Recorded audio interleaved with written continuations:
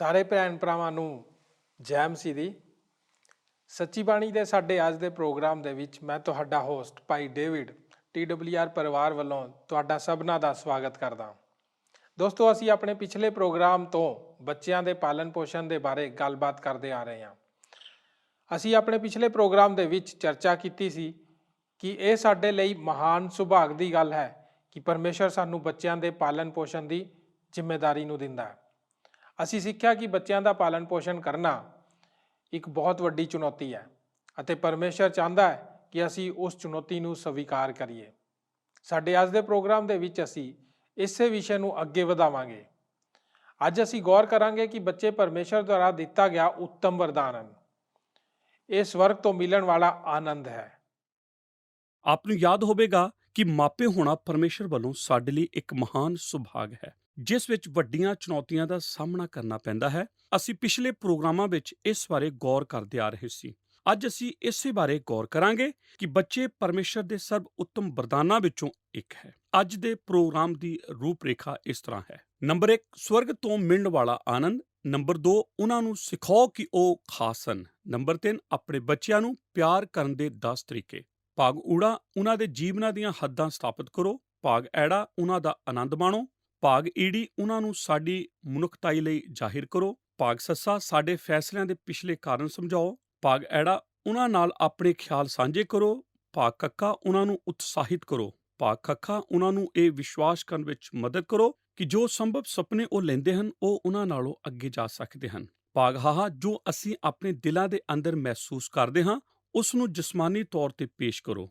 ਭਾਗ ਘੱਗਾ, ਆਪਣੇ ਖੁਦ ਦੇ ਜੀਵਨਾਂ ਦੀ ਲਗਾਤਾਰ ਖੋਜ ਕਰੋ। ਭਾਗ ਅਈਆਂ, ਉਹਨਾਂ ਨਾਲ ਵੱਡਾ ਧੀਰਜ ਰੱਖਣ ਦਾ ਅਭਿਆਸ ਕਰੋ।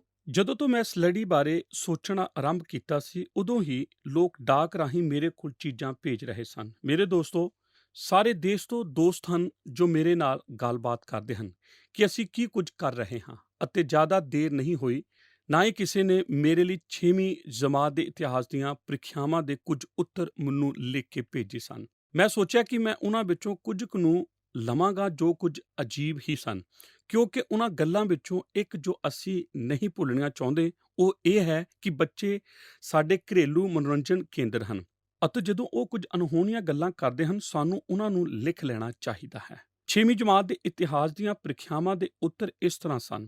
ਪ੍ਰਾਚੀਨ ਮਿਸਰ ਵਿੱਚ ਪੁਰਾਣੀਆਂ ਸੰਭਾਲ ਕੇ ਰੱਖੀਆਂ ਹੋਈਆਂ ਲਾਸ਼ਾਂ ਵਸਦੀਆਂ ਸਨ ਅਤੇ ਉਹ ਸਭ ਜਲ ਸ਼ਕਤੀ ਵਿਗਿਆਨ ਵਿੱਚ ਲਿਖਦੇ ਸਨ। ਮੂਸਾ ਨੇ ਇਬਰਾਨੀ ਗੁਲਾਮਾਂ ਨੂੰ ਲਾਲ ਸਮੁੰਦਰ ਕੋਲ ਲਿਆਂਦਾ, ਜਿੱਥੇ ਉਹਨਾਂ ਨੇ ਅਖਮੀਰੀ ਰੋਟੀ ਤਿਆਰ ਕੀਤੀ, ਜੋ ਇੱਕ ਇਹੋ ਜਿਹੀ ਰੋਟੀ ਸੀ ਜੋ ਕਿਸ ਤਰ੍ਹਾਂ ਦੀਆਂ ਵੀ ਚੀਜ਼ਾਂ ਤੋਂ ਬਗੈਰ ਬਣਾਈ ਗਈ ਸੀ।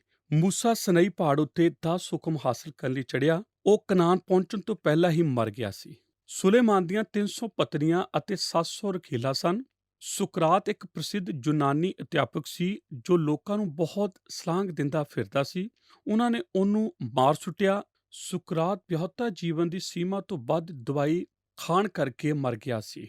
ਸ਼ੇਕਸਪੀਅਰ ਦੇ ਸਮੇਂ ਹੀ ਲਿਖਣ ਵਾਲੀ ਇੱਕ ਬੁੱਕ ਜਿਹਦਾ ਨਾਮ ਡੌਂਕੀ ਹੌਟ ਲਿਖਿਆ ਸੀ, ਫਿਰ ਉਸ ਦੀ ਪਤਨੀ ਮਰ ਗਈ ਸੀ, ਅਤੇ ਪੈਰਾਡਾਈਜ਼ ਲਿਖਿਆ ਸੀ। ਨੀਰੋ ਇੱਕ ਜ਼ਾਲਮ ਅਤਿਆਚਾਰੀ ਰਾਜਾ ਸੀ ਜੋ ਆਪਣੀ ਪ੍ਰਜਾ ਨੂੰ ਉਹਨਾਂ ਅੱਗੇ ਸਰੰਗੀ ਵਜੋਂ ਸਤਾਉਂਦਾ ਹੁੰਦਾ ਸੀ। ਮੈਂ ਉਸ ਦੇ ਬਾਰੇ ਕੁਝ ਨਹੀਂ ਆਖਾਂਗਾ। ਬਿਥੋਨਵਸ ਨੇ ਸੰਗੀਤ ਲਿਖਿਆ ਸੀ, ਭਾਵੇਂ ਉਹ ਬੋਲਾ ਸੀ। ਉਸਨੇ ਉੱਚੀ ਆਵਾਜ਼ ਵਾਲਾ ਸੰਗੀਤ ਲਿਖਿਆ ਸੀ।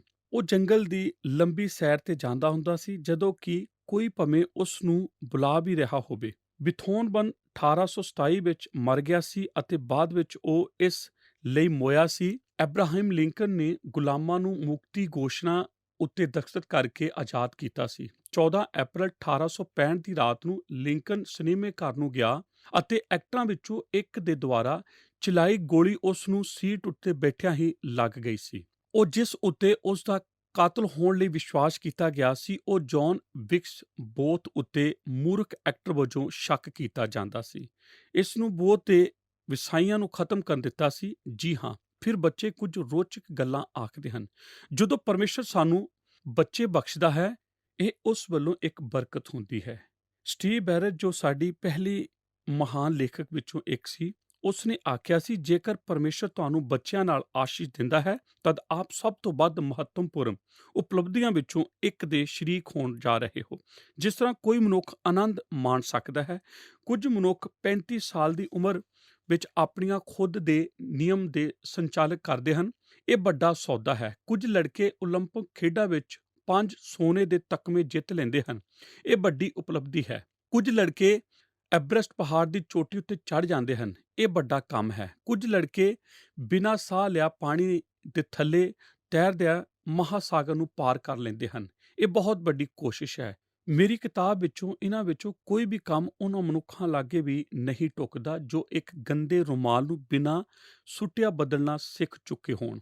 ਇਹੋ ਹੀ ਹੈ ਜਿਸ ਨੂੰ ਮੈਂ ਇੱਕ ਵੱਡਾ ਸੌਦਾ ਆਖਦਾ ਹਾਂ, ਖਾਸ ਤੌਰ ਤੇ ਜਦੋਂ ਆਪ ਇਸ ਨੂੰ ਬਿਨਾਂ ਕੋਈ ਆਕਸੀਜਨ ਵਾਲਾ ਮੁਖੌਟਾ ਪਹਿਨ ਕਰ ਸਕਦੇ ਹੋ। ਸਟੀਵ ਵੇਅਰ, ਹੇ ਲੋਕੋ, ਬੱਚਿਆਂ ਵਿੱਚ ਆਨੰਦ ਪਾਇਆ ਜਾਂਦਾ ਹੈ ਅਤੇ ਉਹ ਇੱਕ ਕੰਮ ਹੈ ਜੋ ਮੈਂ ਆਸ ਕਰਦਾ ਹਾਂ ਜੋ ਸਾਡੇ ਇਕੱਠੇ ਹੋਣ ਤੋਂ ਮਿਲੇਗਾ। ਮੈਂ ਜਾਣਦਾ ਹਾਂ ਕਿ ਇਹ ਯਾਦ ਰੱਖਣਾ ਕਠਿਨ ਹੋ ਸਕਦਾ ਹੈ ਜਦੋਂ ਘਰ ਵਿੱਚ ਤੁਹਾਡੇ ਛੋਟੇ ਬੱਚੇ ਹੋਣ ਜੋ ਤੁਹਾਨੂੰ ਸਾਰੀ ਰਾਤ ਜਗਾਉਂਦੇ ਰੱਖਦੇ ਹਨ, ਪਰ ਇਹ ਸੱਚ ਹੈ। ਬੱਚੇ ਸਰਵਸ਼ਕਤੀਮਾਨ ਪਰਮੇਸ਼ਰ ਦੁਆਰਾ ਬਰਕਤ ਦੇ ਵੱਡਾ ਸਰੋਤ ਹੈ। ਉਸ ਵਿੱਚ ਪਰਮੇਸ਼ਰ ਬੱਚਿਆਂ ਨੂੰ ਜੇ ਸਾਨੂੰ ਬਖਸ਼ਦਾ ਹੈ, ਸਾਡੇ ਜੀਵਨ ਲਈ ਬਰਕਤ ਦਾ ਕਲਮਾ ਅਤੇ ਕਿਰਪਾ ਹੋਣ ਵਜੋਂ ਤੱਕਦਾ ਹੈ। ਪਰਮੇਸ਼ਰ ਦੀ ਬਾਣੀ ਵਿੱਚ ਬਾਰ-ਬਾਰ ਉਹ ਬੱਚਿਆਂ ਦੀ ਖੂਬਸੂਰਤੀ ਅਤੇ ਬਰਕਤ ਅਤੇ ਆਨੰਦ ਦਾ ਖਾਸ ਜ਼ਿਕਰ ਕਰਦਾ ਹੈ। ਮੈਂ ਆਪ ਨੂੰ ਇਸ ਦੀ ਦੁਬਾਰਾ ਫਿਰ ਯਾਦ ਦਿਲਾਉਣੀ ਚਾਹੁੰਦਾ ਹਾਂ, ਕਿਉਂਕਿ ਉਸ ਦੇ ਬਿਲਕੁਲ ਉਲਟ ਹੈ ਜੋ ਅਸੀਂ ਅੱਜ ਦੇ ਆਪਣੇ ਸੱਭਿਆਚਾਰ ਵਿੱਚ ਸੁਣਦੇ ਹਾਂ। ਅੱਜ ਬਹੁਤ ਸਾਰੇ ਲੋਕ ਇਸ ਤਰ੍ਹਾਂ ਮਹਿਸੂਸ ਕਰਦੇ ਹਨ ਕਿ ਬੱਚੇ ਉਸ ਬਗੈਰ ਦੇ ਆਨੰਦਮਈ ਜੀਵਨ ਵਿੱਚ ਇੱਕ ਰੁਕਾਵਟ ਹਨ ਅਤੇ ਅੱਜ ਲੋਕ ਹਨ ਜੋ ਬੱਚਿਆਂ ਤੋਂ ਬਗੈਰ ਜ਼ਿੰਦਗੀਆਂ ਜਿਉਣ ਬਾਰੇ ਗੱਲਾਂ ਕਰ ਰਹੇ ਹਨ। ਅੱਜ ਖੁਦ ਹੀ ਬੱਚਿਆਂ ਦੇ ਰਾਹਤ ਜ਼ਿਆਦਾ ਜੋੜੇ ਪਾਏ ਜਾਂਦੇ ਹਨ ਜੋ ਕਦੇ ਵੀ ਸਾਡੇ ਦੇਸ਼ ਦੇ ਇਤਿਹਾਸ ਨਾਲੋਂ ਵੱਧ ਹਨ। ਇਸ ਦਾ ਜ਼ਿਆਦਾਤਰ ਹਿੱਸਾ ਬੁਰੀ ਜਾਣਕਾਰੀ ਕਰਕੇ ਹੀ ਸ਼ਾਇਦ ਕਿਸੇ ਇੱਕ ਬੁਰੇ ਅਨੁਭਵ ਤੋਂ ਹੋ ਸਕਦਾ ਸੀ। ਜ਼ਬੂਰਾਂ ਦੀ ਕਿਤਾਬ 113 ਅਧਿਆਇ 9 ਦੇ ਵਚਨ ਹਨ, ਉਹ ਬੇਔਲਾਦ ਤੀਵੀਂ ਦਾ ਘਰ ਬਸਾਉਂਦਾ ਹੈ ਅਤੇ ਬੱਚਿਆਂ ਦਾ ਮਾਂ ਬਣਾ ਕੇ ਉਹਨੂੰ ਆਨੰਦ ਕਰਾਉਂਦਾ ਹੈ। ਹਾਲੇਲੂਇਆ। ਜ਼ਬੂਰ 127 ਦੇ 3 ਵਚਨ, ਵੇਖੋ ਬੱਚੇ ਯਹੋਵਾ ਵੱਲੋਂ ਮਿਰਾਸ ਹਨ, ਢਿੱਡ ਦਾ ਫਲ ਇੱਕ ਇਨਾਮ ਹੈ। ਜ਼ਬੂਰ 127 4 ਔਰ 5 ਵਚਨ, ਜਿਵੇਂ ਸੂਰਮੇ ਦੇ ਹੱਥ ਵਿੱਚ ਬਾਣ ਤਿਵੇਂ ਜਵਾਨੀ ਦੇ ਪੁੱਤਰ ਹਨ। ਧਨ ਹੈ ਉਹ ਮਰਦ ਜਿਹਦਾ ਤਰਕਸ ਉਹਨਾਂ ਨਾਲ ਭਰਿਆ ਹੋਇਆ ਹੈ। ਅਜਿਹੇ ਸ਼ਰਮਿੰਦਾ ਨਾ ਹੋਣਗੇ ਜਦ ਉਹ ਆਪਣੇ ਵੈਰੀਆਂ ਨਾਲ ਫਾਟਕ ਵਿੱਚ ਗੱਲਾਂ ਕਰਨਗੇ। ਕਹੌਤਾਂ 23 ਅਧਿਆਇ 24 ਤੇ 25 ਦੇ ਵਚਨ ਹਨ, ਧਰਮੀ ਦਾ ਪਿਓ ਅਤ ਖੁਸ਼ ਹੋਵੇਗਾ ਅਤੇ ਜਿਹਦਾ ਬੁੱਧਵਾਨ ਪੁੱਤਰ ਜੰਮੇ ਉਹ ਉਸ ਉੱਤੇ ਆਨੰਦ ਰਹੇਗਾ। ਤੇਰੇ ਮਾਪੇ ਆਨੰਦ ਹੋਣ, ਤੇਰੀ ਜਣਨ ਵਾਲੀ ਖੁਸ਼ ਹੋਵੇ। ਨੰਬਰ 1, ਸਵਰਗ ਤੋਂ ਆਨੰਦ। ਆਪ ਅਜੇ ਪੁਰਾਣੇ ਨੇਮ ਦੇ ਅੰਦਰ ਬਹੁਤ ਮੁਸ਼ਕਲ ਨਾਲ ਦਾਖਲ ਹੀ ਹੁੰਦੇ ਹੋ, ਜਿਸ ਤੋਂ ਪਹਿਲਾਂ ਹੀ ਆਪ ਇਹ ਜਾਣਨਾ ਆਰੰਭ ਕਰ ਦਿੰਦੇ ਹੋ ਕਿ ਬੱਚੇ ਪਰਮੇਸ਼ਰ ਵੱਲੋਂ ਹੀ ਹਨ। ਜਦੋਂ ਆਪ ਬਾਈਬਲ ਦੀ ਜਿਲਦ ਨੂੰ ਖੋਲ੍ਹਦੇ ਹੋ ਤਦ ਆਪ ਕਾਇਨ ਦੇ ਜਨਮ ਬਾਰੇ ਪੜ੍ਹਦੇ ਹੋ। ਉਤਪਤੀ 4 ਅਧਿਆਇ 1 ਵਿੱਚ ਅਸੀਂ ਪੜ੍ਹਦੇ ਹਾਂ ਕਿ ਉਹਨੇ ਇੱਕ ਮਨੁੱਖ ਯਹੋਵਾ ਕੋਲੋਂ ਪ੍ਰਾਪਤ ਕੀਤਾ। ਜਦੋਂ ਆਪ ਬਾਈਬਲ ਨੂੰ ਅੱਗੇ ਪੜ੍ਹਦੇ ਜਾਂਦੇ ਹੋ ਅਤੇ ਉਤਪਤੀ 29 ਅਧਿਆਇ ਵਿੱਚ ਆਪ ਆ ਜਾਂਦੇ ਹੋ ਤਦ ਆਪ ਪੜ੍ਹਦੇ ਹੋ, ਜਦ ਯਹੋਵਾ ਨੇ ਵੇਖਿਆ ਲਿਆ ਘਿਉਣੀ ਕੀਤੀ ਗਈ ਹੈ ਤਾਂ ਉਸਨੇ ਉਸ ਦੀ ਕੁੱਖ ਖੋਲ੍ਹੀ। ਫਿਰ ਉਤਪਤੀ 33 ਅਧਿਆਇ 22 ਦੇ ਵਿੱਚ ਅਸੀਂ ਪੜ੍ਹਦੇ ਹਾਂ ਤਾਂ ਪਰਮੇਸ਼ਰ ਨੇ ਰਖੇਲ ਨੂੰ ਚੇਤੇ ਕੀਤਾ ਔਰ ਪਰਮੇਸ਼ਰ ਨੇ ਉਹਦੀ ਸੁਣੀ ਔਰ ਉਹਦੀ ਕੁੱਖ ਨੂੰ ਖੋਲ੍ਹਿਆ। ਅਤੇ ਰੂਤ 4 ਅਧਿਆਇ 13 ਵਿੱਚ ਅਸੀਂ ਪੜ੍ਹਦੇ ਹਾਂ, ਤਦ ਬੋਜ਼ ਨੇ ਰੂਤ ਨੂੰ ਲਿਆ ਅਤੇ ਉਹ ਉਸ ਦੀ ਪਤਨੀ ਹੋ ਗਈ ਅਤੇ ਜਦ ਉਸ ਨੇ ਉਹਦੇ ਨਾਲ ਸੰਗ ਕੀਤਾ ਤਾਂ ਯਹੋਵਾ ਨੇ ਉਹਨੂੰ ਗਰਭ ਦੀ ਬਖਸ਼ਿਸ਼ ਦਿੱਤੀ ਅਤੇ ਉਹ ਪੁੱਤਰ ਜਣੀ। ਜੋ ਕੁਝ ਕਾਮ ਨਾਲ ਸੰਬੰਧਿਤ ਮਾਹਰ ਆਪ ਨੂੰ ਦੱਸਦੇ ਹਨ, ਉਸ ਨਾਲੋਂ ਵੱਧ ਹੋਰ ਬਹੁਤ ਕੁਝ ਹੈ ਜੋ ਬੱਚਿਆਂ ਨੂੰ ਇਸ ਜਗਤ ਵਿੱਚ ਲਿਆਉਂਦਾ ਹੈ। ਬੱਚਿਆਂ ਦੇ ਵਰਦਾਨਾਂ ਵਿੱਚ ਪਰਮੇਸ਼ਰ ਸ਼ਾਮਲ ਹੈ ਅਤੇ ਜੇਕਰ ਅਸੀਂ ਇਸ ਨੂੰ ਨਹੀਂ ਸਮਝਦੇ, ਖਾਸ ਤੌਰ ਤੇ ਅਸੀਂ ਵਿਸ਼ਵਾਸੀ ਹੁੰਦੇ ਹੋਏ, ਤਦ ਮਾਪੇ ਹੋਣ ਵਾਲਾ ਸਾਡਾ ਨਜ਼ਰੀਆ ਵਤੀਰਾ ਢੁਕਵਾਂ ਨਹੀਂ ਹੈ। ਇਹ ਪ੍ਰਭੂ ਹੀ ਹੈ ਜੋ ਵਿਆਹ ਦੇ ਵਿਸਤਾਰ ਨੂੰ ਆਦਰ ਦਿੰਦਾ ਹੈ ਅਤੇ ਬੱਚਿਆਂ ਦੇ ਜੀਵਨ ਦੀ ਵਿਧੀ ਨੂੰ, ਅਤੇ ਇਹ ਪਰਮੇਸ਼ਰ ਹੈ ਜੋ ਜਨਮ ਨੂੰ ਚਮਤਕਾਰ ਕਰਦਾ ਹੈ। ਹੌਡ ਹਿੰਕ ਲਿਖਦਾ ਹੈ ਕਿ ਜ਼ਬੂਰ ਬੱਚਿਆਂ ਨੂੰ ਫਲ ਆਖਦਾ ਹੈ, ਨਾ ਕਿ ਸਰਾਪ, ਨਾ ਕੋਈ ਦੁਰਘਟਨਾ, ਨਾ ਕੋਈ ਅਚਾਨਕ ਹੋਣ ਵਾਲੀ ਘਟਨਾ। ਉਹ ਪਰਮੇਸ਼ਰ ਦੇ ਪੱਖ ਦਾ ਪ੍ਰਗਟਾਵਾ ਹਨ ਅਤੇ ਆਪਣੇ ਬੱਚਿਆਂ ਨੂੰ ਪਰਮੇਸ਼ਰ ਦੀ ਬਾਣੀ ਦੀਆਂ ਨਜ਼ਰਾਂ ਦੇ ਰਾਹੀਂ ਤੱਕਣਾ ਬਹੁਤ ਹੈਰਾਨ ਕਰਨ ਵਾਲਾ ਹੁੰਦਾ ਹੈ। ਇਹ ਉਸ ਦੇ ਵਜੋਂ ਪੁਰਸਕਾਰ ਹਨ ਜੋ ਪਰਮੇਸ਼ਰ ਨੇ ਆਪ ਨੂੰ ਦਿੱਤੇ ਹਨ। ਸਰਵਸ਼ਕਤੀਮਾਨ ਪਰਮੇਸ਼ਰ ਦੇ ਵਚਨ ਦੀ ਸੱਚਾਈ ਇਹ ਹੈ ਕਿ ਬੱਚੇ ਸਾਡੇ ਉੱਤੇ ਪਰਮੇਸ਼ਰ ਦੀ ਬਰਕਤ ਦੇ ਨਤੀਜੇ ਵਜੋਂ ਮਿਲਦੇ ਹਨ। ਜੇਕਰ ਆਪ ਕਿਸੇ ਬੱਚੇ ਦੇ ਜਨਮ ਦੇ ਦੌਰਾਨ ਮੌਜੂਦ ਰਹੇ ਹੋ ਅਤੇ ਜੇਕਰ ਕਦੇ ਵੀ ਆਪ ਨੂੰ ਬੱਚੇ ਦੇ ਪੈਦਾ ਹੋਣ ਨੂੰ ਵੇਖਣ ਦਾ ਮੌਕਾ ਮਿਲਿਆ ਹੋਵੇ, ਤਦ ਆਪ ਜਾਣਦੇ ਹੋ ਕਿ ਜਨਮ ਦੇ ਚਮਤਕਾਰ ਦੇ ਨਜ਼ਦੀਕ ਕੁਝ ਵੀ ਨਹੀਂ ਢੁਕਦਾ। ਇੱਕ ਖਾਸ ਕਿਸਮ ਦੀ ਚਮਕ, ਇੱਕ ਈਸ਼ਵਰੀਤਾਈ ਦੀ ਟਿਮਟਮਾਹਟ ਉਸ ਦੇ ਚਿਹਰੇ ਨੂੰ ਚਮਕਾ ਦਿੰਦੀ ਹੈ। ਖਾਸ ਤੌਰ ਤੇ ਜੇਕਰ ਉਹ ਪ੍ਰਭੂ ਨੂੰ ਜਾਣਦੀ ਹੋਵੇ ਅਤੇ ਉਹ ਸਮਝਦੀ ਹੋਵੇ ਕਿ ਉਸ ਦਾ ਬੱਚਾ ਉਸ ਦੇ ਲਈ ਪਰਮੇਸ਼ਰ ਦਾ ਵਰਦਾਨ ਹੈ। ਇਹੋ ਜਿਹੀ ਮਾਂ ਆਪਣੇ ਸਾਰੇ ਚਿਹਰੇ ਉੱਤੇ ਆਨੰਦ ਨੂੰ ਪਹਿਨੀ ਹੋਵੇਗੀ। ਆਪ ਹਸਪਤਾਲ ਦੇ ਉਸ ਕਮਰੇ ਵਿੱਚ ਦਾਖਲ ਹੋਵੋ ਜਿੱਥੇ ਇੱਕ ਮਾਂ ਆਪਣੇ ਬੱਚੇ ਦੀ ਦੇਖਭਾਲ ਕਰ ਰਹੀ ਹੋਵੇ ਅਤੇ ਆਪ ਇਸ ਤਰ੍ਹਾਂ ਮਹਿਸੂਸ ਕਰਦੇ ਹੋ ਜਿਵੇਂ ਕਿ ਆਪ ਪਵਿੱਤਰ ਧਰਤੀ ਉੱਤੇ ਆਪਣੇ ਪੈਰ ਰੱਖ ਰਹੇ ਹੋਵੋ। ਬੱਚੇ ਸਾਡੇ ਲਈ ਪਰਮੇਸ਼ਰ ਵੱਲੋਂ ਦਿੱਤੇ ਜਾਣ ਵਾਲਾ ਉਧਾਰ ਹਨ ਅਤੇ ਕੋਈ ਵੀ ਬੱਚਾ ਜੋ ਉਸ ਤਰ੍ਹਾਂ ਪਾਲਿਆ ਪਲੋਸਿਆ ਜਾਂਦਾ ਹੈ ਜਿਸ ਤਰ੍ਹਾਂ ਪਰਮੇਸ਼ਰ ਚਾਹੁੰਦਾ ਹੈ ਕਿ ਉਸ ਦੀ ਸੰਭਾਲ ਕੀਤੀ ਜਾਵੇ, ਉਹ ਉਸ ਘਰ ਨੂੰ ਸੁਧਾਰੇਗਾ। ਪ੍ਰੇਮ ਅਤੇ ਜੀਵਨ ਅਤੇ ਅਰਥ ਅਤੇ ਉਦੇਸ਼ ਪਰਮਿਕਤਾ ਬਾਰੇ ਸਿੱਖੀ ਜਾਣ ਵਾਲੇ ਸਬਕ ਅੱਛੀ ਤਰ੍ਹਾਂ ਸਾਡੇ ਖੁਦ ਦੇ ਬੱਚਿਆਂ ਤੋਂ ਹੀ ਸਿੱਖੇ ਜਾਂਦੇ ਹਨ। ਪਰਮੇਸ਼ਰ ਨੇ ਉਹ ਸਾਨੂੰ ਸਿਰਫ ਇਸ ਕਰਕੇ ਨਹੀਂ ਦਿੱਤੇ ਕਿ ਅਸੀਂ ਉਹਨਾਂ ਨੂੰ ਪਿਆਰ ਕਰ ਸਕੀਏ ਅਤੇ ਉਹਨਾਂ ਦੀ ਪਾਲਣ ਪੋਸ਼ਣ ਕਰ ਸਕੀਏ, ਪਰ ਪਰਮੇਸ਼ਰ ਨੇ ਉਹ ਸਾਨੂੰ ਇਸ ਕਰਕੇ ਦਿੱਤੇ ਹਨ ਕਿ ਉਹ ਸਾਨੂੰ ਸਿਖਾ ਸਕਣ। ਆਪ ਵਿੱਚੋਂ ਕਿੰਨੋਂ ਕੁ ਇਹ ਜਾਣਦੇ ਹਨ, ਮੇਰੇ ਬੱਚਿਆਂ ਨੇ ਮੈਨੂੰ ਬਹੁਤ ਕੁਝ ਸਿਖਾਇਆ ਹੈ। ਬਹੁਤ ਸਾਰੇ ਮਹੱਤਵਪੂਰਨ ਸਬਕ ਜੋ ਮੈਂ ਸਿੱਖੇ ਹਨ ਉਹ ਮੈਨੂੰ ਮੇਰੇ ਖੁਦ ਦੇ ਬੱਚਿਆਂ ਦੇ ਦੁਆਰਾ ਸਿਖਾਏ ਗਏ ਹਨ। ਮੈਂ ਹੁਣ ਇੱਕ ਸਿੱਖਿਆ ਗਿਆ ਮਨੁੱਖ ਹਾਂ ਕਿਉਂਕਿ ਮੈਂ 4 ਬੱਚਿਆਂ ਨੂੰ ਪਾਲ ਚੁੱਕਾ ਹਾਂ। ਮੈਨੂੰ ਉਦੋਂ ਸਿਖਾਇਆ ਗਿਆ ਸੀ ਜਦੋਂ ਮੈਨੂੰ ਸਿਖਾਏ ਜਾਣ ਦੀ ਜ਼ਰੂਰਤ ਸੀ ਅਤੇ ਮੈਂ ਆਪਣੀ ਸਿੱਖਿਆ ਬਹੁਤ ਦੇਰ ਨਾਲ ਪ੍ਰਾਪਤ ਕੀਤੀ ਸੀ। ਇਹ ਕਿੰਨੀ ਵਾਰ ਸੋਚ ਹੀ ਰਿਹਾ ਸੀ। ਮੇਰੇ ਬੱਚਿਆਂ ਦੇ ਰਾਹੀਂ ਆਈ ਇਹ ਸਿੱਖਿਆ ਮੈਨੂੰ ਦਿੱਤੀ ਗਈ ਸੀ। ਨੰਬਰ 2, ਉਹਨਾਂ ਨੂੰ ਇਹ ਸਿਖਾਓ ਕਿ ਉਹ ਖਾਸ ਹਨ। ਉਹਨਾਂ ਵਿੱਚੋਂ ਇੱਕ ਚੀਜ਼ ਜੋ ਮੈਂ ਸੋਚਦਾ ਹਾਂ ਕਿ ਇਹ ਸਾਨੂੰ ਯਾਦ ਰੱਖਣੀ ਚਾਹੀਦੀ ਹੈ, ਉਹ ਇਹ ਹੈ ਕਿ ਜਦੋਂ ਸਾਡੇ ਬੱਚੇ ਹੁੰਦੇ ਹਨ ਤਦ ਪਰਮੇਸ਼ਰ ਸਾਨੂੰ ਸਭ ਤੋਂ ਪਹਿਲਾਂ ਉਹਨਾਂ ਨੂੰ ਇਹ ਸਿੱਖਿਆ ਦੇਣ ਵਿੱਚ ਸਾਨੂੰ ਜ਼ਿੰਮੇਵਾਰ ਠਹਿਰਾਉਂਦਾ ਹੈ ਕਿ ਉਹ ਬਹੁਤ ਹੀ ਖਾਸ ਹਨ। ਸਾਡੇ ਪਰਿਵਾਰ ਵਿੱਚ ਬੱਚਿਆਂ ਦੇ ਆਉਣ ਬਾਰੇ ਸਾਡੇ ਨਜ਼ਰੀਆ ਉਹੀ ਨਜ਼ਰੀਆ ਹੋਣਾ ਚਾਹੀਦਾ ਹੈ ਜੋ ਅਸੀਂ ਸੋਚਦੇ ਹਾਂ ਅਤੇ ਜੋ ਅੱਗੇ ਉਹਨਾਂ ਬੱਚਿਆਂ ਤੱਕ ਪਹੁੰਚਦਾ ਹੈ ਜੋ ਸਾਡੇ ਘਰ ਵਿੱਚ ਵੱਧਦੇ ਫੁੱਲਦੇ ਹਨ। ਜੇਕਰ ਅਸੀਂ ਉਹਨਾਂ ਨੂੰ ਆਪਣੇ ਜੀਵਨ ਵਿੱਚ ਇੱਕ ਰੁਕਾਵਟ ਵਜੋਂ ਤੱਕਦੇ ਹਾਂ ਕਿ ਬੱਚੇ ਕੋਈ ਬਰਕਤ ਨਹੀਂ ਬਲਕਿ ਇੱਕ ਬੋਝ ਹਨ, ਬੱਚੇ ਤਾਂ ਬਹੁਤ ਹੀ ਖਾਸ ਹੁੰਦੇ ਹਨ। ਮੈਂ ਇਹ ਜਾਣਦਾ ਹਾਂ ਅਤੇ ਇਹ ਮੈਨੂੰ ਜਾਪਦਾ ਹੈ। ਹੋ ਸਕਦਾ ਹੈ ਮੈਂ ਇਸ ਬਾਰੇ ਗਲਤ ਹੋਵਾਂ। ਮੈਂ ਕੁਝ ਜੋੜਿਆਂ ਨੂੰ ਜਾਣਦਾ ਹਾਂ ਜਿਨ੍ਹਾਂ ਕੋਲ ਬੱਚੇ ਨਹੀਂ ਹਨ ਅਤੇ ਮੈਂ ਉਹਨਾਂ ਨਾਲ ਸਲਾਹ ਦੇਣ ਵਾਲੇ ਕਮਰੇ ਵਿੱਚ ਬੈਠ ਚੁੱਕਾ ਹਾਂ ਜਦੋਂ ਕਿ ਉਹ ਆਪਣੇ ਬਾਂਝਪਨ ਬਾਰੇ ਸਾਨੂੰ ਦੱਸਦੇ ਹਨ ਅਤੇ ਫਿਰ ਮੈਂ ਉਹਨਾਂ ਨਾਲ ਵੀ ਹੋ ਚੁੱਕਾ ਹਾਂ ਜਿਨ੍ਹਾਂ ਨੂੰ ਬੱਚੇ ਬਖਸ਼ੇ ਗਏ ਹਨ ਅਤੇ ਮੇਰੀ ਇੱਛਾ ਇਹ ਹੈ ਕਿ ਮੈਂ ਉਹਨਾਂ ਦੀਆਂ ਥਾਵਾਂ ਇੱਕ ਦੂਸਰੇ ਨਾਲ ਬਦਲ ਸਕਦਾ ਹਾਂ, ਕਰੀਬ-ਕਰੀਬ, ਕਿਉਂਕਿ ਕਦੇ-ਕਦੇ ਇਸ ਤਰ੍ਹਾਂ ਜਾਪਦਾ ਹੈ ਕਿ ਉਹ ਜੋ ਸੱਚਮੁੱਚ ਬੱਚੇ ਚਾਹੁੰਦੇ ਹਨ ਉਹ ਇਹੋ ਜਿਹੇ ਹਨ, ਉਹ ਉਹਨਾਂ ਦੇ ਉਲਟ ਸਭ ਤੋਂ ਉੱਤਮ ਮਾਪੇ ਹੋਣਗੇ ਜੋ ਆਪਣੇ ਬੱਚਿਆਂ ਉੱਤੇ ਇਸ ਤਰ੍ਹਾਂ ਤੱਕਦੇ ਹਨ। ਇਹ ਸਾਡੇ ਨਾਲ ਕਿਉਂ ਵਰਪਿਆ ਹੈ? ਜੇਕਰ ਅਸੀਂ ਆਪਣੇ ਬੱਚਿਆਂ ਨੂੰ ਇਹ ਨਹੀਂ ਸਿਖਾਉਂਦੇ ਕਿ ਉਹ ਖਾਸ ਹਨ, ਤਦ ਕੋਈ ਵੀ ਉਹਨਾਂ ਦੇ ਜੀਵਨ ਵਿੱਚ ਇਸ ਪ੍ਰਭਾਵ ਨੂੰ ਨਹੀਂ ਬਦਲ ਸਕੇਗਾ। ਜ਼ਰੂਰੀ ਹੈ ਕਿ ਉਹ ਬਾਰ-ਬਾਰ ਸਾਥੋਂ ਇਹ ਸੁਣਨ ਕਿ ਉਹ ਖਾਸ ਹਨ। ਮੈਨੂੰ ਸ਼ੱਕ ਹੈ ਜੇਕਰ ਆਪ ਇਸ ਨਾਲੋਂ ਕੁਝ ਹੋਰ ਮਹਾਨ ਆਪਣੇ ਬੱਚਿਆਂ ਲਈ ਕਰ ਸਕੋ, ਸਿਵਾਏ ਇਸ ਦੇ ਕਿ ਉਹ ਉਹਨਾਂ ਨੂੰ ਇਸ ਤੋਂ ਜਾਣੂ ਕਰਾਉਣਾ ਜਾਵੇ ਕਿ ਬਿਨਾਂ ਥੋੜ੍ਹੀ ਜਿਹੀ ਸ਼ੱਕ ਦੇ ਕਿ ਆਪ ਉਹਨਾਂ ਵਿੱਚ ਵਿਸ਼ਵਾਸ ਕਰਦੇ ਹੋ ਅਤੇ ਆਪ ਉਹਨਾਂ ਦੀ ਹਮਾਇਤ ਕਰਦੇ ਹੋ ਅਤੇ ਆਪ ਉਹਨਾਂ ਨੂੰ ਉਤਸ਼ਾਹਿਤ ਕਰਦੇ ਹੋ। ਮੈਨੂੰ ਲੇਖਕ ਡੇਵਿਡ ਦੁਆਰਾ ਇੱਕ ਲਿਖਿਆ ਪੱਤਰ ਯਾਦ ਹੈ ਅਤੇ ਉਸ ਦੇ ਬੱਚਿਆਂ ਦੇ ਵਰਦਾਨ ਕਿੰਨੇ ਬਹੁਮੁੱਲੇ ਹਨ। ਉਸ ਨੇ ਆਖਿਆ ਸੀ ਕਿ ਸਾਡੀ ਦੋਸਤੀ ਦੀ ਗਹਿਰਾਈ ਅਤੇ ਸਾਡੇ ਬੱਚਿਆਂ ਵਿੱਚ ਹਰੇਕ ਨਾਲ ਸਾਡੀ ਨੇੜਤਾ ਬਰਕਤ ਦਾ ਇੱਕ ਇਹੋ ਜਿਹਾ ਸਰੋਤ ਹੈ ਜਿਸ ਨੇ ਦੂਸਰੇ ਲੋਕਾਂ ਵਿਚਕਾਰ ਸਾਡੀ ਸੇਵਾ ਨੂੰ ਮਜ਼ਬੂਤ ਕੀਤਾ ਹੈ। ਅਣਗਿਣਤ ਵਾਰ ਸੇਵਾ ਦੀ ਅਦਕਾਈ ਅਤੇ ਤੌਰ ਦੇ ਦੌਰਾਨ ਪਰਮੇਸ਼ਰ ਨੇ ਸਾਨੂੰ ਭਰਪੂਰ ਕੀਤਾ ਹੈ ਅਤੇ ਸਾਡੇ ਫਲਾਂ ਵਿੱਚੋਂ ਇੱਕ ਦੇ ਰਾਹੀਂ ਸਾਡੇ ਬੋਝ ਨੂੰ ਦੁਬਾਰਾ ਚਮਕਾਇਆ ਹੈ, ਜੋ ਕਿ ਟਰਾਈ, ਰੋਬਿਨ ਜਾਂ ਐਰਿਕ ਹਨ।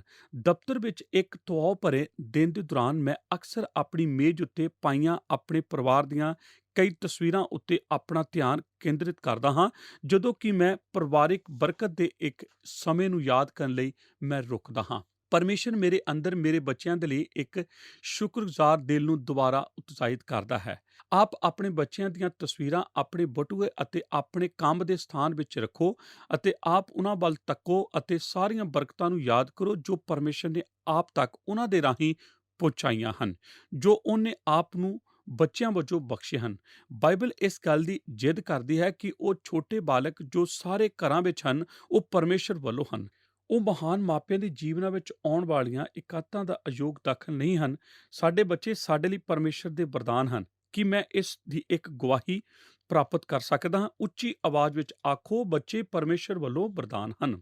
ਨੰਬਰ 3, ਆਪ ਦੇ ਬੱਚੇ ਪਿਆਰ ਕਰਨ ਦੇ 10 ਤਰੀਕੇ। ਹੁਣ ਇਹ ਸਭ ਆਖਣ ਤੋਂ ਬਾਅਦ ਮੈਂ ਆਪ ਨਾਲ ਇਸ ਬਾਰੇ ਗੱਲ ਕਰਨੀ ਚਾਹਾਂਗਾ ਕਿ ਆਪਣੇ ਬੱਚਿਆਂ ਨੂੰ ਪਿਆਰ ਕਿਵੇਂ ਕਰੀਦਾ ਹੈ ਅਤੇ ਉਹਨਾਂ ਨੂੰ ਉਤਸ਼ਾਹਿਤ ਕਿਵੇਂ ਕਰੀਦਾ ਹੈ। ਇਹ ਨਿਸ਼ਚਿਤ ਤੌਰ ਤੇ ਭਵਿੱਖਤਾਪੂਰਵਕ ਨਹੀਂ ਹੈ, ਪਰ ਇਹ ਤਾਂ ਕੁਝ ਇਹੋ ਜਿਹੀਆਂ ਚੀਜ਼ਾਂ ਹਨ ਜਿਨ੍ਹਾਂ ਨੂੰ ਅਸੀਂ ਚਲਦੇ-ਚਲਦੇ ਖੋਜਿਆ ਹੈ। ਇਹ ਸਾਡੇ ਦਿਲਾਂ ਦੇ ਅੰਦਰ ਲਿਖੀਆਂ ਗਈਆਂ ਹਨ ਅਤੇ ਉਹਨਾਂ ਕਈ ਵਾਰਿਆਂ ਦੇ ਦੌਰਾਨ ਭਗਤੀਪੂਰਨ ਢੰਗ ਨਾਲ ਵਿਚਾਰੀਆਂ ਗਈਆਂ ਹਨ ਜਦੋਂ ਸਾਡੇ ਵੱਡੇ ਹੋ ਰਹੇ ਸਨ, ਅਤੇ ਨਿਸ਼ਚਿਤ ਤੌਰ ਤੇ ਜੋ ਸਾਡੇ ਲਈ ਕਾਰਜਸ਼ੀਲ ਰਿਹਾ ਹੋਵੇ, ਉਹ ਹੋਰ ਕਈਆਂ ਲਈ ਵੀ ਕਾਰਜਸ਼ੀਲ ਰਹੇਗਾ। ਅਤੇ ਇਹਨਾਂ ਵਿੱਚੋਂ ਜ਼ਿਆਦਾਤਰ ਨਿਯਮ ਬਾਈਬਲ ਦੀ ਸਮੁੱਚੀ ਲਿਖਤ ਵਿੱਚੋਂ ਹਨ। ਬੱਚਿਆਂ ਨੂੰ ਅਸਲ ਵਿੱਚ ਪਿਆਰ ਕਿਵੇਂ ਕਰੀਦਾ ਹੈ ਅਤੇ ਕੁਝ ਗੱਲਾਂ ਜੋ ਆਪ ਇਸ ਸੂਚੀ ਵਿੱਚ ਪਾਓਗੇ ਉਹ ਹੈਰਾਨ ਕਰਨ ਵਾਲੀਆਂ ਹੋਣਗੀਆਂ। ਵਿਸ਼ਵਾਸ ਕਰ ਸਕਦਾ ਹਾਂ ਜੇਕਰ ਆਪ ਸੁਣੋਗੇ, ਕਿਉਂਕਿ ਇਹ ਸੱਚਮੁੱਚ ਆਪ ਦੇ ਬੱਚਿਆਂ ਨੂੰ ਪਿਆਰ ਕਰਨ ਦੇ ਤਰੀਕੇ ਹਨ। ਊੜਾ ਭਾਗ, ਉਹਨਾਂ ਦੇ ਜੀਵਨ ਲਈ ਸੀਮਾਵਾਂ ਨੂੰ ਸਥਾਪਿਤ ਕਰੋ।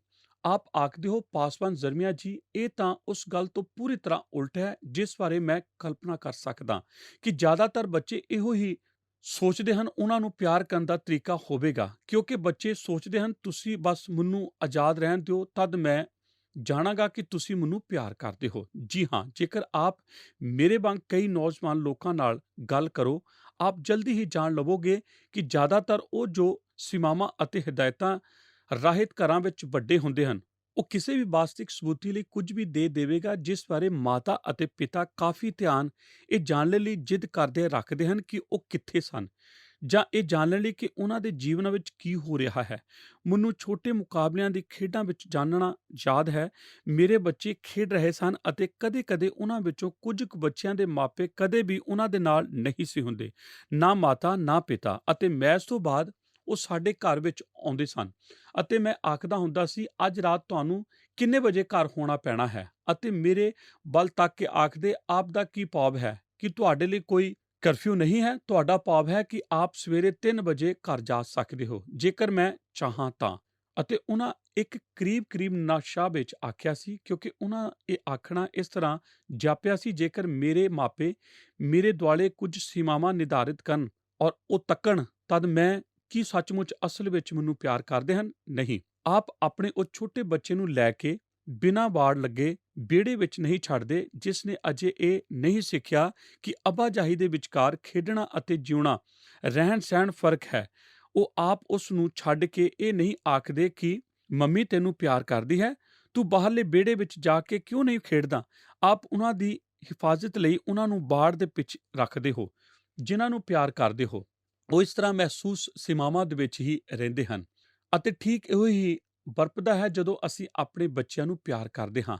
ਅਸੀਂ ਉਹਨਾਂ ਲਈ ਸੀਮਾਵਾਂ ਨਿਰਧਾਰਿਤ ਕਰਦੇ ਹਾਂ ਅਤੇ ਜਦੋਂ ਉਹਨਾਂ ਦੀਆਂ ਸੀਮਾਵਾਂ ਨੂੰ ਚੁਣੌਤੀ ਦਿੱਤੀ ਜਾਂਦੀ ਹੈ ਤਦ ਸਾਨੂੰ ਉੱਥੇ ਹੋਣਾ ਪੈਣਾ ਹੈ। ਕਿਸੇ ਨੇ ਇਸ ਤਰ੍ਹਾਂ ਆਖਿਆ ਹੈ, ਇੱਕ ਬਾੜ ਉਨੀ ਹੀ ਅੱਛੀ ਹੁੰਦੀ ਹੈ ਜਿੰਨੀ ਅੱਛੀ ਇਹ ਸੀ, ਪਰਖਣ ਤੋਂ ਬਾਅਦ ਹੁੰਦੀ ਹੈ। ਜੇਕਰ ਆਪ ਦੇ ਕੋਲ ਇੱਕ ਸੀਮਾ ਹੈ ਅਤੇ ਇਸ ਦੀ ਪਰਖ ਕੀਤੀ ਜਾਂਦੀ ਹੈ ਅਤੇ ਪਰਖ ਦੇ ਦੁਆਰਾ ਢਹਿ ਢੇਰੀ ਹੋ ਜਾਂਦੀ ਹੈ, ਤਦ ਇਹ ਤੁਹਾਡੇ ਲਈ ਸੀਮਾ ਨਹੀਂ ਰਹਿ ਜਾਂਦੀ। ਫਿਰ ਤਾਂ ਆਪ ਕੋਲ ਸਿਰਫ ਇੱਕ ਮਾਨਸਿਕ ਸੀਮਾ ਹੀ ਹੈ।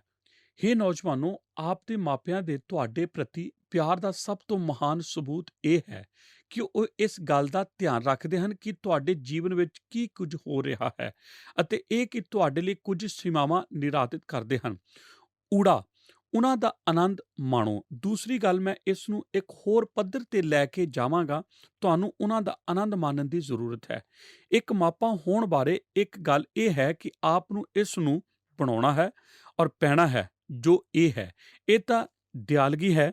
ਇੱਕ ਮਾਪਾ ਹੋਣਾ ਦਿਲ ਲੱਗੀ ਹੈ। ਹਰੇਕ ਹਮੇਸ਼ਾ ਬਹੁਤ ਚਿੰਤਤ ਹੁੰਦਾ ਹੈ ਜਦੋਂ ਬੱਚੇ 13 ਸਾਲਾਂ ਦੇ ਹੋਣ ਵਾਲੇ ਹੁੰਦੇ ਹਨ। ਕੁਝ ਲੋਕ ਆਖਦੇ ਹਨ, ਵੇਖੋ ਅਗਲੇ ਹਫ਼ਤੇ ਉਹ 13 ਸਾਲਾਂ ਦਾ ਹੋਣ ਜਾ ਰਿਹਾ ਹੈ, ਜਿਵੇਂ ਕਿ 13 ਸਾਲਾਂ ਦਾ ਹੋ ਕੇ ਉਹ ਕਿਸੇ ਕਿਸਮ ਦਾ ਰਾਖਸ਼ ਜਾਂ ਦਾਨਵ ਬਣ ਜਾਂਦਾ ਹੋਵੇ। ਮੇਰੇ ਦੋਸਤੋ, ਜੇਕਰ 13 ਸਾਲਾਂ ਦਾ ਹੁੰਦਾ ਉਹ ਰਾਖਸ਼ ਨਹੀਂ ਬਣਿਆ, ਤਦ 13 ਸਾਲਾਂ ਦਾ ਹੋ ਕੇ ਉਹ ਰਾਖਸ਼ ਨਹੀਂ ਬਣਨ ਲੱਗਾ। ਕਿ ਆਪ ਜਾਣਦੇ ਹੋ, ਅਸੀਂ ਜੀਵਨ ਦੇ ਦੌਰਾਨ ਕੁਝ ਪਰਿਵਰਤਨਾਂ ਵਿੱਚ ਗੁਜ਼ਰਦੇ ਹਾਂ, ਪਰ ਸਾਨੂੰ ਮਾਪੇ ਹੁੰਦੇ ਕੁਝ ਜੋਸ਼ ਵਿੱਚ ਆਉਣ ਦੀ ਜ਼ਰੂਰਤ ਹੈ। ਈੜੀ ਭਾਗ ਉਹਨਾਂ ਨੂੰ ਆਪਣੀ ਮਨੁੱਖਤਾਈ ਦੇ ਅੱਗੇ ਜ਼ਾਹਿਰ ਕਰੋ। ਸਾਨੂੰ ਕਦੇ-ਕਦੇ ਉਹਨਾਂ ਅੱਗੇ ਆਪਣੀ ਮਨੁੱਖਤਾਈ ਨੂੰ ਜ਼ਾਹਿਰ ਕਰਨਾ ਪੈਣਾ ਹੈ। ਮੈਂ ਕੁਝ ਮਾਪਿਆਂ ਨੂੰ ਜਾਣਦਾ ਹਾਂ ਜੋ ਕਦੇ ਵੀ ਇਹ ਨਹੀਂ ਚਾਹੁੰਦੇ ਕਿ ਉਹਨਾਂ ਦੇ ਬੱਚੇ ਉਹਨਾਂ ਨੂੰ ਇਹ ਆਖਦਿਆਂ ਵੇਖਣ ਕਿ ਉਹਨਾਂ ਨੂੰ ਅਫ਼ਸੋਸ ਹੈ ਜਾਂ ਕੁਝ ਗਲਤ ਕਰਦਿਆਂ। ਇਸ ਤਰ੍ਹਾਂ ਬੱਚੇ ਇਹੋ ਹੀ ਸੋਚਦਿਆਂ ਵੱਧਦੇ ਹਨ ਕਿ ਸੰਪੂਰਨਤਾ ਉਹਨਾਂ ਲਈ ਲੋੜੀਂਦੀ ਹੈ। ਉਹ ਨਹੀਂ ਜਾਣਦੇ ਕਿ ਕਿਵੇਂ ਸੁਧਾਰ ਕਰੀਦਾ ਹੈ ਜਦੋਂ ਕੁਝ ਗਲਤ ਹੋ ਜਾਂਦਾ ਹੈ, ਕਿਉਂਕਿ ਉਹਨਾਂ ਦੇ ਮਾਪੇ ਕਦੇ ਵੀ ਇਸ ਤਰ੍ਹਾਂ ਨਹੀਂ ਕਰਨਗੇ ਅਤੇ ਉਹ ਜਾਣਦੇ ਹੁੰਦੇ ਹਨ ਕਿ ਉਹਨਾਂ ਦੇ ਮਾਪੇ ਗਲਤੀ ਕਰ ਚੁੱਕੇ ਹਨ। ਕਈ ਵਾਰ ਇਸ ਤਰ੍ਹਾਂ ਹੋਇਆ ਹੈ ਕਿ ਮੈਨੂੰ ਆਪਣੇ ਬੱਚਿਆਂ ਨੂੰ ਕਬੂਲ ਬੋਲਣ ਲਈ ਜਾਂ ਉਹਨਾਂ ਨੂੰ ਚਾਲ ਸਮਝਣ ਲਈ ਜਾਂ ਅਸਲੀ ਕਹਾਣੀ ਨੂੰ ਸੁਣਨ ਲਈ ਸਾਹਮਣਾ ਕਰਨ ਲਈ ਗੌਰ ਕੀਤਾ ਜਾਂ ਸੌਰੀ ਆਖਿਆ ਪਿਆ ਸੀ। ਮੈਨੂੰ ਯਾਦ ਹੈ ਇੱਕ ਵਾਰ ਮੈਂ ਆਪਣੀ ਧੀ ਜੈਨ ਦੇ ਨਾਲ ਕੁਝ ਖਰੀਦਣ ਲਈ ਗਿਆ। ਸਿਰਫ ਉਦੋਂ ਹੀ ਮੈਂ ਜਾਣਿਆ ਕਿ ਮੇਰੇ ਲੜਕੇ ਐਥਲੀਟ ਸਨ ਅਤੇ ਮੈਂ ਉਹਨਾਂ ਨੂੰ ਸਮਝ ਸਕਿਆ ਸੀ। ਜੌਨ ਕੋਲ ਖਰੀਦਦਾਰੀ ਕਰਨ ਦਾ ਆਤਮਿਕ ਵਰਦਾਨ ਸੀ। ਮੈਂ ਇੱਕ ਵਾਰ ਬਾਅਦ ਦੁਪਹਿਰ ਉਸ ਨੂੰ ਖਰੀਦਦਾਰੀ ਕਰਨ ਲਈ ਆਪਣੇ ਨਾਲ ਲੈ ਕੇ ਗਿਆ। ਮੈਂ ਉਸ ਨੂੰ ਦੱਸਿਆ ਸੀ ਕਿ ਸਾਡੀ ਸੇਵਕਾਂ ਦੀ ਇੱਕ ਸਭਾ ਹੈ ਅਤੇ ਸਾਨੂੰ ਇੱਕ ਨਿਸ਼ਚਿਤ ਸਮੇਂ ਤੇ ਰਵਾਨਾ ਹੋਣਾ ਪੈਣਾ ਹੈ। ਜਦੋਂ 6:30 ਵਜੇ ਤਦ ਨਹੀਂ ਸੀ ਆਈ, ਮੈਂ ਬਹੁਤ ਘਬਰਾ ਗਿਆ ਸੀ ਕਿਉਂਕਿ ਮੈਨੂੰ ਘਰ ਜਾਣਾ ਪੈਣਾ ਸੀ ਅਤੇ ਖਾਣਾ ਖਾ ਕੇ ਮੀਟਿੰਗ ਵਿੱਚ ਪਹੁੰਚਣਾ ਸੀ। ਉਹ ਸਿਰਫ 6:30 ਵਜੇ ਨਹੀਂ ਸੀ ਪਹੁੰਚੀ, ਬਲਕਿ 6:45 ਵਜੇ ਵੀ ਉਹ ਨਹੀਂ ਆਈ। 6:50 ਵਜੇ ਉਹ ਨਹੀਂ ਸੀ ਆਈ ਅਤੇ 6:55 ਵਜੇ ਵੀ ਉਹ ਮਾਹੌਲ ਵਿੱਚ ਇਸੇ ਤਰ੍ਹਾਂ ਟਹਿਲਦੀ ਆ ਰਹੀ ਸੀ ਜਿਵੇਂ ਕਿ ਕੁਝ ਵੀ ਗਲਤ ਨਾ ਹੋਇਆ ਹੋਵੇ। ਆਪ ਨੂੰ ਜਾਣਨਾ ਪੈਣਾ ਹੈ ਕਿ ਮੈਂ ਇੱਕ ਮਨੁੱਖੀ ਪ੍ਰਾਣੀ ਹਾਂ। ਮੈਂ ਇੱਕ ਲੈਕਚਰ ਤਿਆਰ ਕੀਤਾ ਹੈ ਜਿਸ ਵਿੱਚ ਲਾਈਨਾਂ ਜੋੜੀਆਂ ਜਾ ਰਹੀਆਂ ਸਨ। ਹਰ ਇੱਕ ਮਿੰਟ ਜੋ ਕੁਝ ਵੀ ਗਲਤ ਵਰਪਿਆ ਸੀ ਅਤੇ ਮੈਂ ਤਾਂ ਬਸ ਇਹੋ ਹੀ ਜਾਣਿਆ ਸੀ ਕਿ ਉਹ ਮੇਰੇ ਪ੍ਰਤੀ ਕਿੰਨੀ ਬੇਪਰਵਾਹ ਹੋਵੇਗੀ, ਜਦ ਕਿ ਮੈਂ ਆਪਣੇ ਸਮੇਂ ਵਿੱਚ ਕੁਝ ਸਮੇਂ ਕੱਢ ਕੇ ਉਸ ਨੂੰ ਮਾਲ ਨੂੰ ਲੈ ਕੇ ਗਿਆ ਸੀ, ਜੋ ਕਿ ਸਭ ਤੋਂ ਪਹਿਲਾਂ ਜਾਣ ਵਾਸਤੇ ਮੇਰਾ ਮਨ ਭਾਊ ਸਥਾਨ ਨਹੀਂ ਹੈ।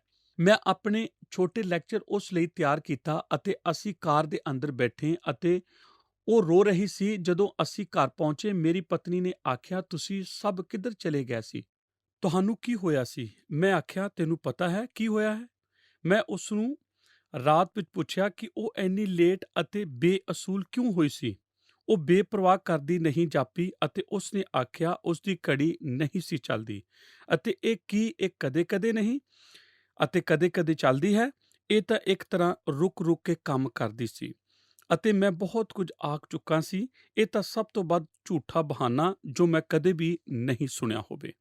ਅਤੇ ਫਿਰ ਉਸ ਦੀ ਮੰਮੀ ਨੇ ਮੈਨੂੰ ਆਖਿਆ, ਉਸ ਦੀ ਘੜੀ ਨਹੀਂ ਚੱਲ ਰਹੀ ਡੇਵਿਡ ਜੀ ਅਤੇ ਸਾਨੂੰ ਇਸ ਨੂੰ ਮਕੈਨਿਕ ਕੋਲ ਲਿਜਾ ਕੇ ਠੀਕ ਕਰਾਉਣਾ ਚਾਹੀਦਾ ਹੈ। ਪਿਛਲੇ ਕੁਝ ਕੁ ਦਿਨਾਂ ਤੋਂ ਇਹ ਇੱਕ ਕਿਸਮ ਦੀ ਖੁਸ਼ਮਾਦੀ ਬਣੀ ਰਹੀ ਸੀ ਅਤੇ ਮੈਂ ਇਹ ਜਾਣ ਲਿਆ ਸੀ ਕਿ ਮੈਂ ਤਾਂ ਬਸ ਆਪਣੀ ਧੀ ਨੂੰ ਜਾਂਚਿਆ ਸੀ ਅਤੇ ਮੈਂ ਇਹ ਧਾਰਨਾ ਧਾਰੀ ਸੀ ਕਿ ਉਹ ਮੈਨੂੰ ਸੱਚ ਨਹੀਂ ਦੱਸ ਰਹੀ ਸੀ ਜਦੋਂ ਉਹ ਅਸਲ ਵਿੱਚ ਸੱਚਾਈ ਦੱਸ ਆ ਰਹੀ ਸੀ। ਮੈਨੂੰ ਵਾਪਸ ਜਾ ਕੇ ਉਸ ਦੇ ਕਮਰੇ ਦਾ ਦਰਵਾਜ਼ਾ ਖੜਕਾਉਣਾ ਪਿਆ। ਉਹ ਬਹੁਤ ਘਬਰਾਈ ਹੋਈ ਸੀ। ਮੈਂ ਆਖਿਆ, ਮੇਰੀ ਪਿਆਰੀ ਸੀ, ਮੈਨੂੰ ਬਹੁਤ ਅਫਸੋਸ ਹੈ, ਮੈਂ ਨਹੀਂ ਸੀ ਸਮਝਿਆ ਅਤੇ ਬਿਨਾਂ ਅਸਲ ਵਿੱਚ ਜਾਣਿਆ ਹੀ ਤੈਨੂੰ ਝਾੜਿਆ ਸੀ। ਜੋ ਕੁਝ ਵਾਪਰ ਰਿਹਾ ਸੀ, ਕਿਰਪਾ ਕਰਕੇ ਮੈਨੂੰ ਮਾਫ਼ ਕਰ ਦੇ। ਕੀ ਤੈਨੂੰ ਮੈਨੂੰ ਮਾਫ਼ ਕਰ ਦੇਵੇਂਗੀ? ਮੈਨੂੰ ਬਹੁਤ ਖੁਆਇਸ਼ ਸੀ ਕਿ ਮੈਨੂੰ ਮਾਫ਼ ਕੀਤਾ ਜਾਵੇ ਅਤੇ ਅਸੀਂ ਇਸ ਨੂੰ ਠੀਕ-ਠਾਕ ਕਰ ਲਿਆ ਸੀ। ਮੈਂ ਆਪਣੇ ਸਾਰੇ ਬੱਚਿਆਂ ਨਾਲ ਘੱਟੋ-ਘੱਟ ਇੱਕ ਵਾਰੀ ਇਸ ਤਰ੍ਹਾਂ ਕਰ ਚੁੱਕਾ ਹਾਂ। ਸ਼ਾਇਦ ਮੇਰੇ ਯਾਦ ਰੱਖਣ ਤੋਂ ਬਹੁਤ ਜ਼ਿਆਦਾ ਵਾਰ, ਕਿਉਂਕਿ ਆਪ ਇਸ ਨੂੰ ਭੁਲਾਉਣ ਦੀ ਕੋਸ਼ਿਸ਼ ਕਰਦੇ ਹੋ ਕਿ ਆਪ ਇੰਨਾ ਜ਼ਿਆਦਾ ਮਨੁੱਖੀ ਹੋ। ਮੈਂ ਤੁਹਾਨੂੰ ਕੁਝ ਦੱਸਣਾ ਚਾਹੁੰਦਾ ਹਾਂ। ਜਦੋਂ ਆਪ ਕੋਈ ਗਲਤੀ ਕਰਦੇ ਹੋ ਤਦ ਆਪ ਕਦੇ ਵੀ ਆਪਣੇ ਬੱਚਿਆਂ ਨਾਲ ਆਪਣਾ ਕੱਦ-ਕਾਠ ਨਾ ਘਟਾਓ।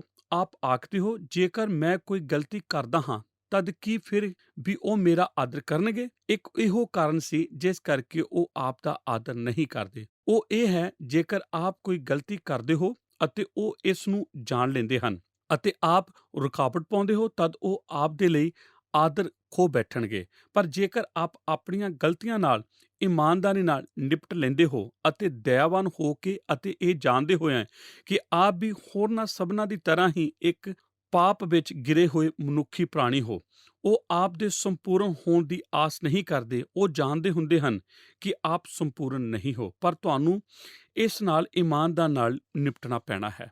ਭਾਗ ਸੱਸਾ, ਆਪਣੇ ਫੈਸਲੇ ਦੇ ਪਿਛਲੇ ਕਾਰਨਾਂ ਦੀ ਸਪਸ਼ਟੀਕਰਨ ਦਿਓ। ਮੈਂ ਤੁਹਾਨੂੰ ਅਗਲੀ ਗੱਲ ਦੱਸ ਦੇਵਾਂ। ਚੌਥੀ ਗੱਲ, ਆਪਣੇ ਫੈਸਲਿਆਂ ਦੇ ਪਿਛਲੇ ਕਾਰਨਾਂ ਦਾ ਸਪਸ਼ਟੀਕਰਨ ਦਿਓ।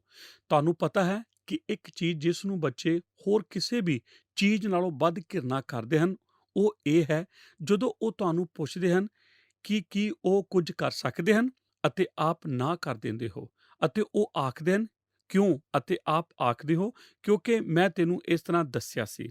ਮੈਂ ਬੱਚਿਆਂ ਨੂੰ ਮੇਰੇ ਕੋਈ ਵੀ ਮੌਕਾ ਪਾਉਣ ਤੋਂ ਪਹਿਲਾਂ ਹੀ ਇਹ ਉੱਚੀ ਆਵਾਜ਼ ਵਿੱਚ ਆਖਦਿਆਂ ਸੁਣਿਆ ਸੀ। ਤੁਹਾਡਾ ਇਸ ਤੋਂ ਕੀ ਭਾਵ ਹੈ? ਕਿਉਂਕਿ ਮੈਂ ਤੁਹਾਨੂੰ ਇਸ ਤਰ੍ਹਾਂ ਕਿਹਾ ਸੀ। ਮੈਂ ਤੇਰਾ ਮਾਪਾ ਹਾਂ ਅਤੇ ਕਿਉਂਕਿ ਮੈਂ ਤੈਨੂੰ ਇਸ ਤਰ੍ਹਾਂ ਆਖਿਆ ਸੀ, ਇਸ ਕਰਕੇ ਤੂੰ ਇਸ ਤਰ੍ਹਾਂ ਨਹੀਂ ਕਰ ਸਕਦੇ। ਮੈਂ ਕਾਫੀ ਸਮੇਂ ਪਹਿਲਾਂ ਇਹ ਸਿੱਖਿਆ ਸੀ ਕਿ ਤੁਹਾਨੂੰ ਇਸ ਤਰ੍ਹਾਂ ਨਹੀਂ ਕਰਨਾ ਪੈਣਾ। ਜੇਕਰ ਆਪ ਦੇ ਕੋਲ ਆਪ ਦੇ ਹਾਂ ਜਾਂ ਨਾ ਆਖਣ ਦਾ ਕਾਰਨ ਨਹੀਂ ਹੈ, ਜਾਂ ਫਿਰ ਸਾਂਝਾ ਉੱਤਰ ਭਾਵੇਂ ਕੁਝ ਵੀ ਹੋਵੇ, ਤਦ ਅਸੀਂ ਆਪਣੇ ਬੱਚਿਆਂ ਦੀ ਸੂਝ-ਬੂਝ ਦਾ ਗਲਤ ਅੰਦਾਜ਼ਾ ਲਗਾਉਂਦੇ ਹਾਂ। ਮੈਂ ਤੁਹਾਨੂੰ ਇਸ ਤਰ੍ਹਾਂ ਨਾ ਕਰਨ ਲਈ ਉਤਸ਼ਾਹਿਤ ਕਰਨਾ ਚਾਹਾਂਗਾ। ਮੈਨੂੰ ਇਸ ਬਾਰੇ ਹੋਰ ਜ਼ਿਆਦਾ ਕੁਝ ਨਹੀਂ ਕਹਿਣਾ ਪੈਣਾ, ਪਰ ਇਸ ਤੋਂ ਹੋਰ ਬਹੁਤ ਜ਼ਿਆਦਾ ਹੈ ਜੋ ਮੈਂ ਇਸ ਦੇ ਬਾਰੇ ਆਖ ਸਕਦਾ ਹਾਂ। ਦੋਸਤੋ, ਸਾਡੇ ਅੱਜ ਦੇ ਪ੍ਰੋਗਰਾਮ ਦੇ ਵਿੱਚ ਅਸੀਂ ਸਿੱਖਿਆ ਕਿ ਸਾਨੂੰ ਆਪਣੇ ਬੱਚਿਆਂ ਨੂੰ ਕਿਵੇਂ ਪਿਆਰ ਕਰਨਾ ਚਾਹੀਦਾ। ਇਸ ਦੇ ਵਿਸ਼ੇ ਵਿੱਚ ਅਸੀਂ ਕੁਝ ਗੱਲਾਂ ਦੇ ਉੱਤੇ ਗੌਰ ਕੀਤਾ ਸੀ, ਜਿਵੇਂ ਕਿ ਆਪਣੇ ਬੱਚਿਆਂ ਦੇ ਲਈ ਹੱਦਾਂ ਨੂੰ ਨਿਰਧਾਰਿਤ ਕਰਨਾ।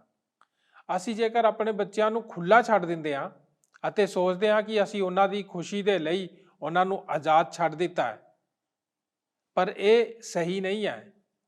ਜੇਕਰ ਤੁਸੀਂ ਆਪਣੇ ਬੱਚਿਆਂ ਨੂੰ ਪਿਆਰ ਕਰਦੇ ਹੋ ਤਾਂ ਤੁਹਾਨੂੰ ਉਹਨਾਂ ਦੇ ਲਈ ਨਿਯਮ ਕਾਇਦੇ ਬਣਾਉਣੇ ਚਾਹੀਦੇ ਹਨ ਅਤੇ ਉਹਨਾਂ ਦੀਆਂ ਕਾਰਗੁਜ਼ਾਰੀਆਂ ਦੇ ਉੱਤੇ ਧਿਆਨ ਰੱਖਣਾ ਪਏਗਾ। ਇਹੋ ਹੀ ਉਹਨਾਂ ਨੂੰ ਪਿਆਰ ਕਰਨਾ ਹੈ। ਇਸ ਤੋਂ ਬਾਅਦ ਅਸੀਂ ਸਿੱਖਿਆ ਕਿ ਸਾਨੂੰ ਆਪਣੇ ਬੱਚਿਆਂ ਦੇ ਆਨੰਦ ਦੇ ਵਿੱਚ ਆਨੰਦ ਮਾਣਨਾ ਆਉਣਾ ਚਾਹੀਦਾ ਹੈ। ਦੋਸਤੋ, ਅਸੀਂ ਆਪਣੇ ਬੱਚਿਆਂ ਨੂੰ ਪਿਆਰ ਕਰਨ ਦੇ ਬਾਰੇ ਅੱਜ ਜਿੰਨੀਆਂ ਵੀ ਗੱਲਾਂ ਨੂੰ ਸਿੱਖਿਆ, ਸਾਨੂੰ ਉਮੀਦ ਹੈ ਕਿ ਤੁਹਾਨੂੰ ਇਹਨਾਂ ਦਾ ਇੱਕ ਚੰਗੇ ਮਾਪੇ ਹੋਣ ਦੇ ਵਿੱਚ ਲਾਭ ਪ੍ਰਾਪਤ ਹੋਇਆ ਹੋਵੇਗਾ। ਹੁਣ ਅਸੀਂ ਆਪਣੇ ਪ੍ਰੋਗਰਾਮ ਨੂੰ ਇੱਥੇ ਹੀ ਸਮਾਪਤ ਕਰਦੇ ਹਾਂ। ਅਗਲੇ ਪ੍ਰੋਗਰਾਮ ਦੇ ਵਿੱਚ ਫੇਰ ਮਿਲਾਂਗੇ। ਆਓ ਪ੍ਰਾਰਥਨਾ ਕਰਦੇ ਹਾਂ। ਸਾਡੇ ਅਨੁਗ੍ਰਹਿਕਾਰੀ ਦਿਆਲੂ ਪਰਮੇਸ਼ਵਰ, ਅਸੀਂ ਤੁਹਾਡਾ ਧੰਨਵਾਦ ਕਰਦੇ ਹਾਂ ਕਿ ਤੁਸੀਂ ਅੱਜ ਦੇ ਵਚਨ ਦੇ ਦੁਆਰਾ ਸਾਨੂੰ ਸਿਖਾਇਆ ਕਿ ਸਾਨੂੰ ਆਪਣੇ ਬੱਚਿਆਂ ਨੂੰ ਕਿਸ ਤਰ੍ਹਾਂ ਪਿਆਰ ਕਰਨਾ ਚਾਹੀਦਾ ਹੈ। ਤੁਸੀਂ ਸਾਨੂੰ ਪ੍ਰਭੂ ਜੀ ਆਪਣੇ ਵਚਨ ਦੇ ਦੁਆਰਾ ਸਿਖਾਇਆ ਕਿ ਪਿਆਰ ਕਰਨ ਦਾ ਮਤਲਬ ਇਹ ਨਹੀਂ ਹੈ ਕਿ ਉਹਨਾਂ ਨੂੰ ਪੂਰੀ ਤਰ੍ਹਾਂ ਖੁੱਲ੍ਹ ਦੇ ਦਿਓ ਔਰ ਉਹਨਾਂ ਦੇ ਉੱਤੇ ਨਜ਼ਰ ਨਾ ਰੱਖਿਓ, ਪਰੰਤੂ ਪਿਆਰ ਕਰਨ ਦਾ ਮਤਲਬ ਹੈ ਉਹਨਾਂ ਦੇ ਲਈ ਨਿਯਮ ਔਰ ਕਾਇਦੇ ਨਿਰਧਾਰਿਤ ਕਰਨਾ, ਉਹਨਾਂ ਦੀ ਹੱਦਾਂ ਨੂੰ ਨਿਰਧਾਰਿਤ ਕਰਨਾ, ਤਾਂ ਕਿ ਉਹ ਪ੍ਰਭੂ ਜੀ ਅਨੁਸ਼ਾਸਨ ਦੇ ਨਾਲ ਜੀਵਨ ਬਤੀਤ ਕਰ ਸਕਣ ਔਰ ਤੁਹਾਡੇ ਅਨੁਗ੍ਰਹਿ ਦੇ ਵਿੱਚ ਵੱਧ ਸਕਣ। ਪਿਤਾ ਪਰਮੇਸ਼ਵਰ, ਅਸੀਂ ਇਸ ਸਿੱਖਿਆ ਵਾਸਤੇ ਤੁਹਾਡਾ ਧੰਨਵਾਦ ਕਰਦੇ ਹਾਂ। ਹੁਣ ਦੇ ਪਿਤਾ ਪਰਮੇਸ਼ਵਰ, ਸਾਡੇ ਵਿੱਚ ਜਿਹੜੀ ਕਮੀਆਂ ਘਟੀਆਂ ਉਹਨਾਂ ਨੂੰ ਤੁਸੀਂ ਦੂਰ ਕਰੋ ਔਰ ਸਾਨੂੰ ਇੱਕ ਅੱਛੇ ਮਾਤਾ ਪਿਤਾ ਹੋਣ ਦਾ ਅਨੁਗ੍ਰਹਿ ਬਖਸ਼ੋ। ਯਿਸੂ ਨਾਸਰੀ ਜੀ ਦੇ ਨਾਂ 'ਚ ਇਸ ਪ੍ਰਾਰਥਨਾ ਨੂੰ ਮੰਗਦੇ ਹਾਂ। ਆਮੀਨ। ਕੀ ਤੁਹਾਨੂੰ ਇਹ ਪ੍ਰੋਗਰਾਮ ਪਸੰਦ ਆਇਆ? ਹੁਣੇ ਸਾਨੂੰ ਇੱਕ ਮਿਸ ਕਾਲ ਦਿਓ ਤੇ ਤੁਸੀਂ ਅਗਲੇ ਜੇਤੂ ਹੋ ਸਕਦੇ ਹੋ।